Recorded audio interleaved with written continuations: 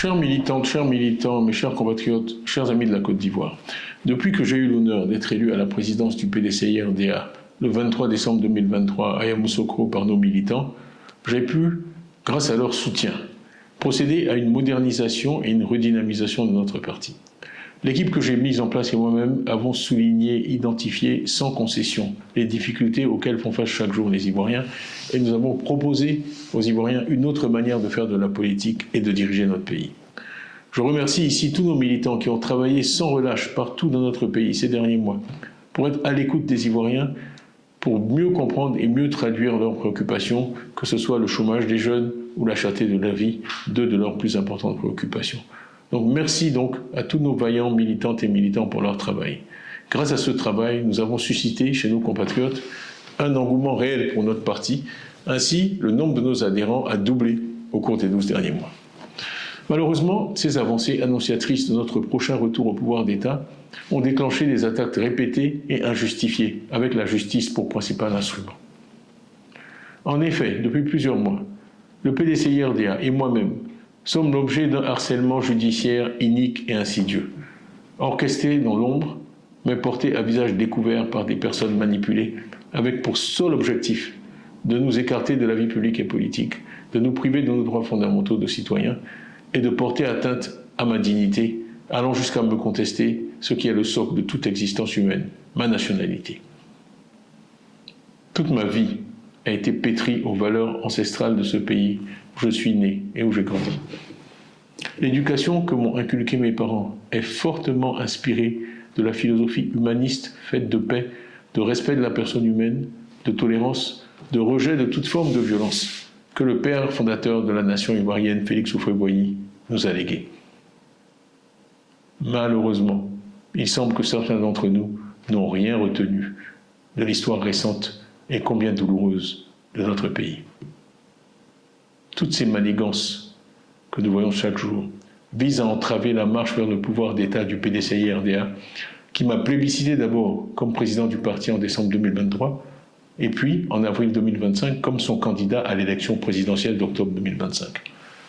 On veut m'écarter du débat démocratique, parce que je suis porteur de l'espoir qu'une autre Côte d'Ivoire est possible.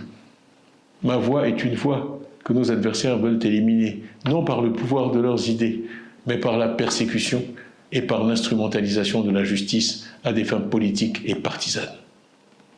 Le but de ces manœuvres est simple, il est de nous distraire de l'essentiel, l'évaluation du bilan du RHDP après 15 ans au pouvoir et l'élection d'octobre 2025. Alors que l'on était en droit d'espérer des élections inclusives, transparentes et apaisées, force est de constater que la radiation injustifiée du candidat du PDCI-RDA vient s'inscrire dans la logique de l'élimination des leaders des principaux partis politiques de l'opposition pour se garantir des élections sur mesure et une victoire certaine. Je ne peux que ressentir de la déception face à un tel déni de démocratie en Côte d'Ivoire. Ainsi, on m'a refusé en avril 2025 un certificat de nationalité, au mépris de l'histoire, des textes et des traditions de notre pays. Plus grave, il se dessine une volonté claire de mettre notre parti, le PDCI-RDA, sous contrôle, sous tutelle, à un moment où l'espérance en un retour du PDCI-RDA au pouvoir, après 25 années d'opposition, est partagée par beaucoup d'Ivoiriens et par tous nos militants et tous nos sympathisants. Ce que nous défendons transcende nos personnes.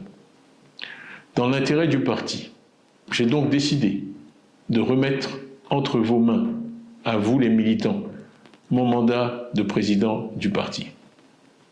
Cette décision ne change rien à l'engagement que j'ai pris en décembre 2023 de conduire personnellement notre parti à la victoire en octobre 2025 pour libérer notre pays de la peur et de l'injustice, et je le ferai.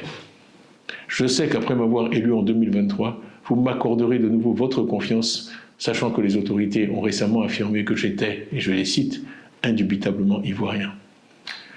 Conformément à nos statuts, les organes compétents se chargeront de prendre dès aujourd'hui les décisions nécessaires dans l'intérêt supérieur du parti pour permettre au PDCI-RDA de poursuivre sa marche glorieuse et victorieuse.